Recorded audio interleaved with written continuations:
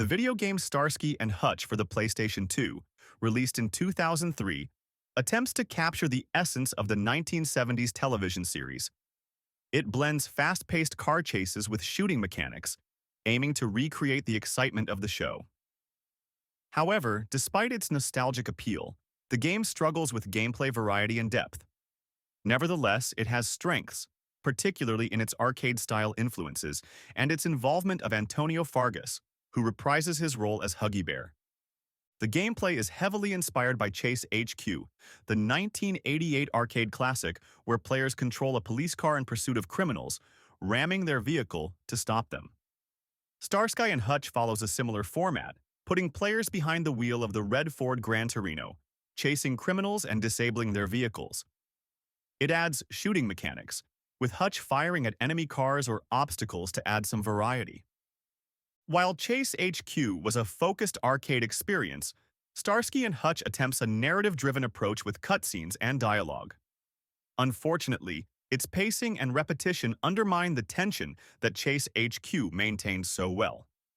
The game's art style aims to evoke the 1970s setting with vibrant colors and exaggerated character designs reminiscent of comic books. While not visually groundbreaking for the PlayStation 2, the aesthetic captures the period's distinctive look.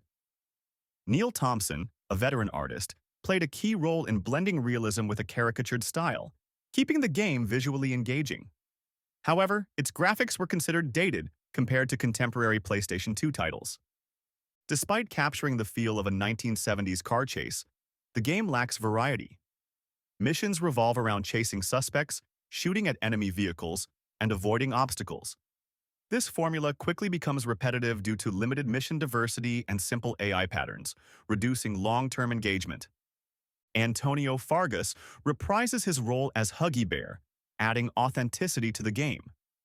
While his involvement enhances the nostalgic appeal, his appearances are limited to brief cutscenes and dialogue, making his contribution feel underutilized. The game supports light gun and steering wheel peripherals for added immersion. While these features enhance interactivity, they are not essential, and their implementation is somewhat limited. Starsky and Hutch delivers arcade-style car chases and shooting action, but suffers from repetitive gameplay and simplistic AI. The 1970s aesthetic and Antonio Fargas's involvement add charm, but the game ultimately fails to offer lasting depth or variety. That's what I call a real pro.